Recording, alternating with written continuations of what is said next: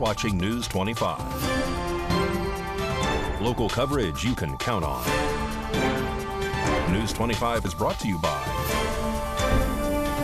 J.K. Nelson Law, voted Best of Las Vegas. Give them a call, 702-727-9900. News 25 is also brought to you by Desert View Hospital. You can count on us.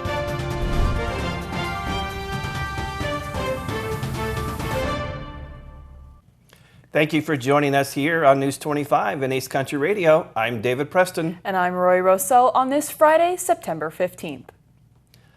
On September 14th, an indictment has been filed against President Biden's son, Hunter Biden, with 3 counts relating to possessing a firearm while using drugs. RJ Camacho has the details. On September 14th today, President Biden's son, Hunter Biden, was indicted on federal firearm charges for a gun he bought back in 2018 where he was accused of lying about his drug use. During the period in 2018 when he bought a firearm, Hunter had acknowledged struggling with an addiction to crack cocaine. The 3-count indictment filed Thursday, September 14th, by special counsel David Weiss alleged that Hunter Biden lied on a required form for gun purchase when he bought a .38 caliber Colt Cobra Special. All 3 counts are as follows: 2 counts of making false statements, 1 for checking a box stating that he was not addicted to drugs, and the 2nd count for handing the form to the shop for their mandatory federal records. A paragraph from the indictment reads, "Defendant Robert Hunter Biden provided a written statement certifying he was not an unlawful user of and addicted to any stimulant, narcotic drug, and any other controlled substance,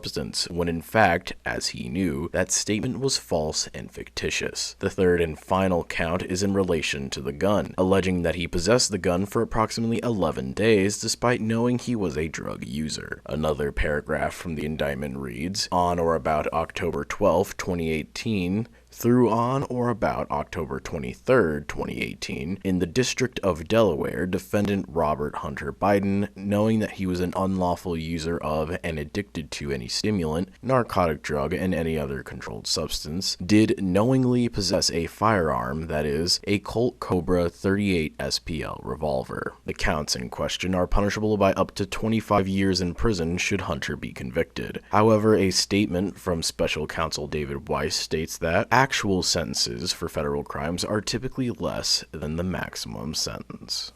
Well, a local Pahrump couple is suing former Sheriff Sharon Worley and Captain Dave Borokowitz of the Nye County Sheriff's Office, who is currently on paid administrative leave due to a FBI matter relating to a separate case. The couple is claiming that their son took his life during a standoff with police deputies and SWAT back in August of 2021. Because David Borokowitz allegedly taunted their son into doing it over the call of service over a year ago. Borokowitz has stated in the past that they have the entire body cam footage and other related files that state that this is just not true. Ricky and Mary Nelson say their son Jordan was heavily intoxicated, shot into the home where his ex and his son were during the standoff with police. Here we start part 1 of this story. We're here today to talk about my son Jordan Nelson, who was talked into suicide by David Berkowitz back in August 19th of 2021.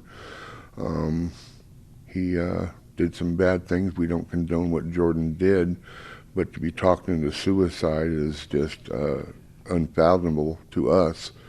CPS is just as bad as what David Berkowitz did, and we're thankful that Judge Fiore was able to see through all of that. They came to our home recently, December 28th of last year, busted through our gate, broke 2 of my wife's ribs, threw her against an armored truck, threw me in their jail for 3 days, and when we went in front of Fiore, she threw everything out of court. It was all gone, went away.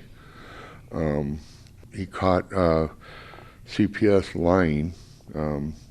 Somehow they got a hold of my Social Security number, and when Fiore asked CPS about, how they got a hold of my Social Security number, it was Google. Well, Google don't do that stuff. Google don't give that kind of information out to anybody. And we come to find out that Michelle Weaver and Sunshine Perry were using their position of their job to get information on me and my wife. We filed a lawsuit, wrongful death suit against David Berkowitz and the ex-sheriff Sharon Worley. Soon to follow would be CPS. We're going to follow with that lawsuit next. And I believe Tom has already filed with the county commissioner's office. They're aware of as to what's going on, as they were aware of Berkowitz's bad ways. Why are you suing Child Protective Services? They threatened Jordan with threats of intimidation, told Jordan that if he didn't go do their drug test or do an alcohol test, that they were going to take his son away, who was 10 months old, and put him in jail. Jordan went to them on his own accord. He wasn't told by any judge or anybody that he had to go see these people. He just was looking for help. His girlfriend had bit him on the back in April of 2021. That's where all this started from. Just a simple bite. It wasn't a simple bite, it was a pretty good sized bite on his back. Who else will you be suing? One would be Child Protective Services, Michelle Weaver and Sunshine Perry. And the other one would be David Berkowitz and Sharon Worley. We've already started that suit. That suit was filed on the 15th of this month in District Court 1. We want the law changed. See, Jordan, when he had his meltdown, there was not a person out there that had a medical degree on how to deal with people that are having medical breakdowns. You don't have to be a little kid to be bullied. You can be an adult and be bullied. Jordan was 100% bullied by the Sheriff's Department, Child Protective Services, Judge Wanker. She was another one, threatened to both of them in the courtroom that if the two of them couldn't get along, she was going to take Jaden away and put Jaden in foster care and put the two of them in jail for 25 days. I don't understand why there's got to be any kind of threats to anybody. I don't get that one at all.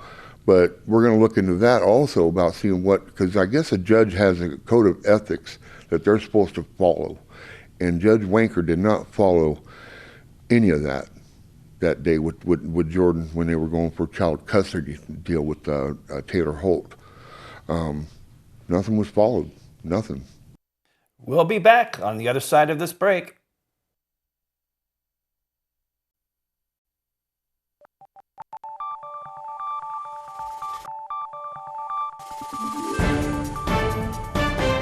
You're watching News 25. Local coverage you can count on.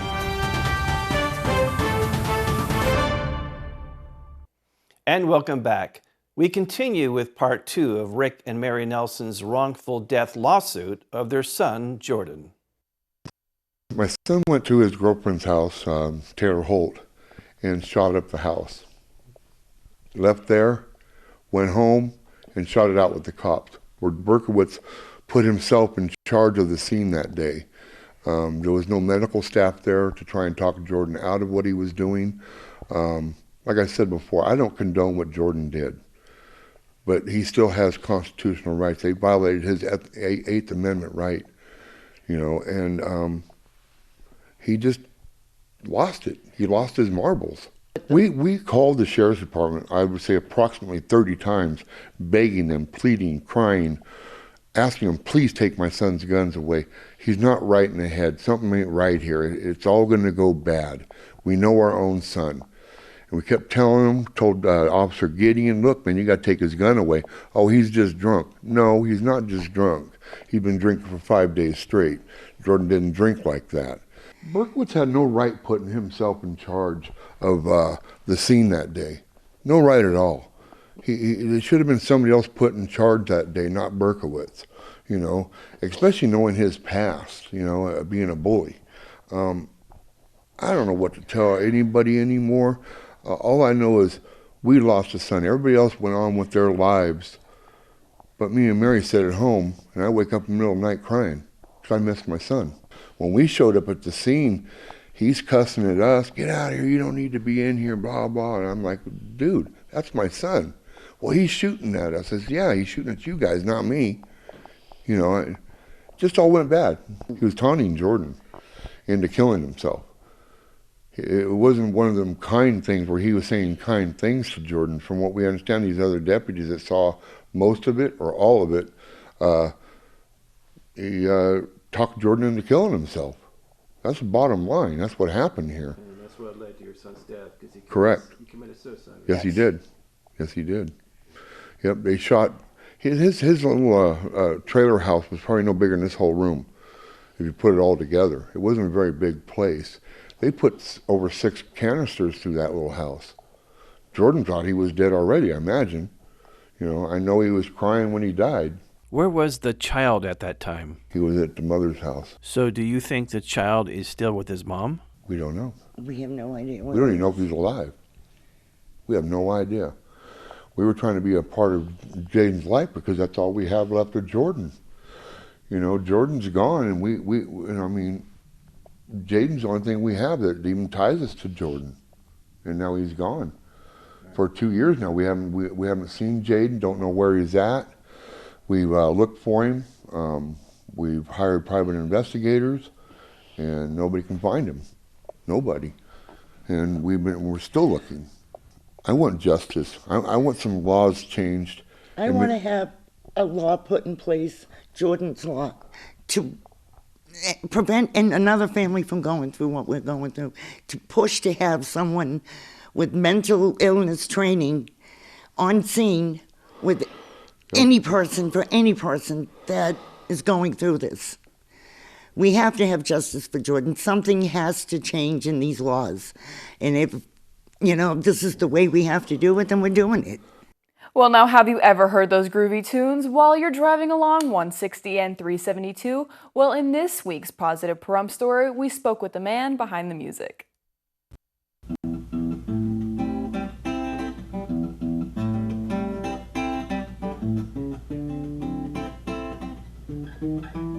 When driving around Pahrump, whether it be to or from work, maybe you're tired and drained. But suddenly, at the intersection of 160 and 372, you hear something suave, something smooth. You see a man, known as Tony Tone, enjoying himself, playing some of the sweetest tunes you ever heard. And you know what? The day gets a little better. I started playing music in high school. I auditioned for the stage band on electric bass, but they already had a bass player, and there wasn't room for another one, so they sent me to the orchestra.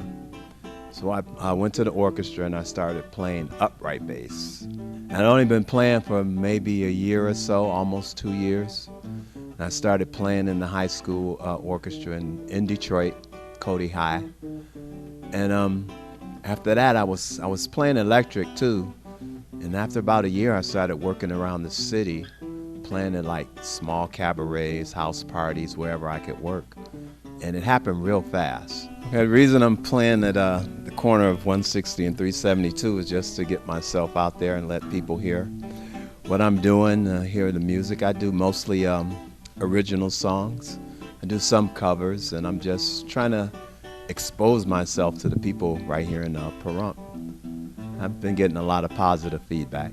And I just sit there and I just come up with ideas. I write songs. I record myself on my phone. Then I go home and write down my ideas and extend them. We asked Tony how he feels playing guitar and if it makes him happy, knowing that he brightens up members of the community's day by playing his music. Yeah, because it's like the best job you could ever have. I mean, playing music is like a real release. It's like if you're ever stressed or something's bothering you, if you are a musician, singer, vocalist, you know, any kind of entertainer, once you get into your craft, you forget about all the stuff that's going on in your life. The people here in Pahrump have been like really receptive and really kind of gracious. Like people come up and thank me for playing all the time.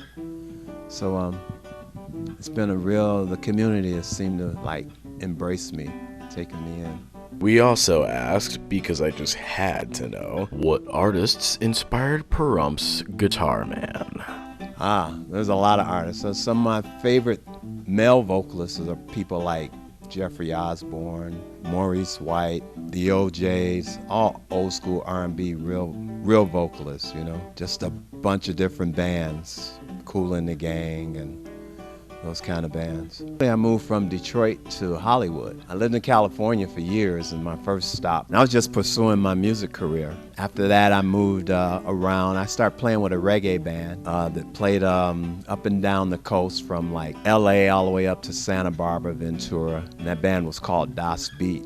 And then after that, I moved up to Santa Barbara, stayed there for a while. There wasn't a big music scene there, so I left Santa Barbara, I moved to San Diego. I was doing pretty good, but then things got a little slow, so I moved from San Diego to Las Vegas. From Las Vegas, I'd been in Las Vegas like 20 years, and so I decided to move. Wanted to get out of the city, and I came up here to Pahrump. I found a place, bought a townhouse, and that's what brought me to Pahrump. Well, now we will be back on the other side of this break with Mikey for our 2 weekly sports and classic country breakfast segments.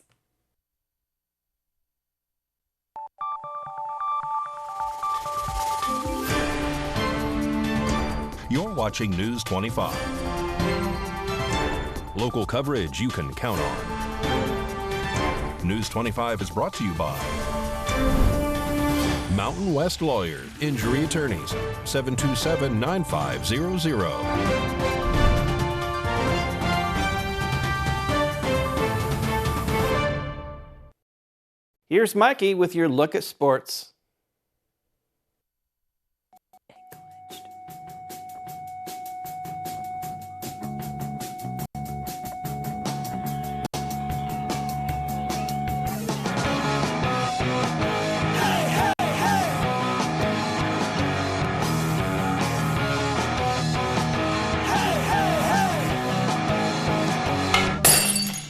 Time now for your News 25 look at sports. The day with the Stanley Cup Tour continued with you.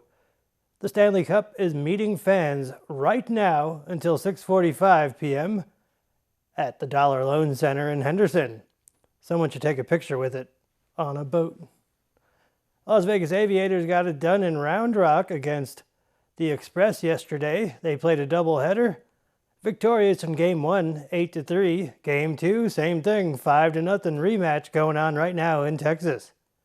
WNBA playoffs got started on Wednesday. Las Vegas Aces did what they do best, win 87-59 over the Chicago Sky. Game 2 is on Sunday at noon. Las Vegas Raiders face the Bills in Buffalo this Sunday, kickoff at 10 a.m. Pahrump Valley High School varsity football lost a rough one against the Virgin Valley Bulldogs last night, 56-38. Shout out to number 75. And that's your look at sports on News 25. Well, now here's Mikey to tell us what's cooking this Sunday on Classic Country Breakfast. Howdy, here's what's cooking this week on Classic Country Breakfast. Willie Nelson released his 74th studio album today, titled Bluegrass. The album contains 12 reinterpretations from his back catalog. We'll hear a track from that. In the Not an Oldie But a Goodie segment, we'll hear a new song by the Meat Puppets.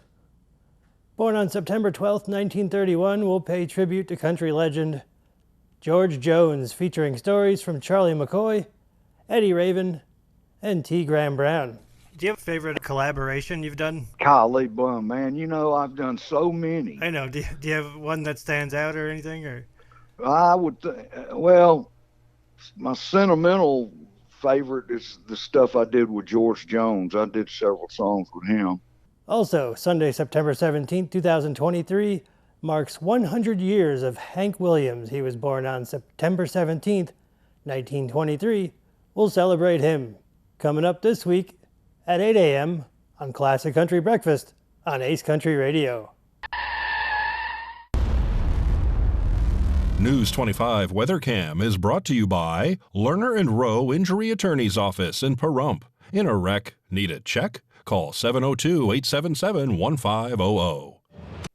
Taking a look outside through our Lerner and Rowe weather cam, we have a few clouds with warm temperatures this weekend. Mikey tells us when to expect fall weather coming up next.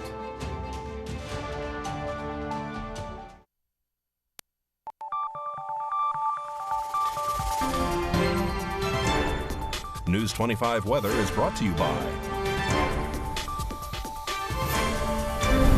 Dairy Council of Nevada. Undeniably delicious, undeniably dairy. Enjoy what's real.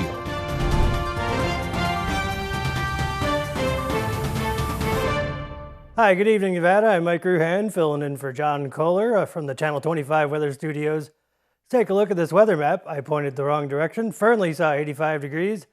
Fallon, 87. Carson City, 85 degrees. Weather Twins. Tonopah saw 78 degrees. That makes you the cool spot. Goldfield saw 80. Beatty, 91. Amargosa, you're the hot spot at 97. Las Vegas, 92. And Death Valley, no thank you, 107, but here in the Paradise of Pahrump. 91 degrees is our current temperature. We saw a high of 92 earlier. Winds whispering at 4 miles per hour from the south-southwest. The sun rose this morning at 6:26, setting this evening at 6:51. Going down to a low of 67 degrees under clear skies, beautiful star watching. How's that set us up for the rest of the week? Let's take a look. 95 tomorrow, 96.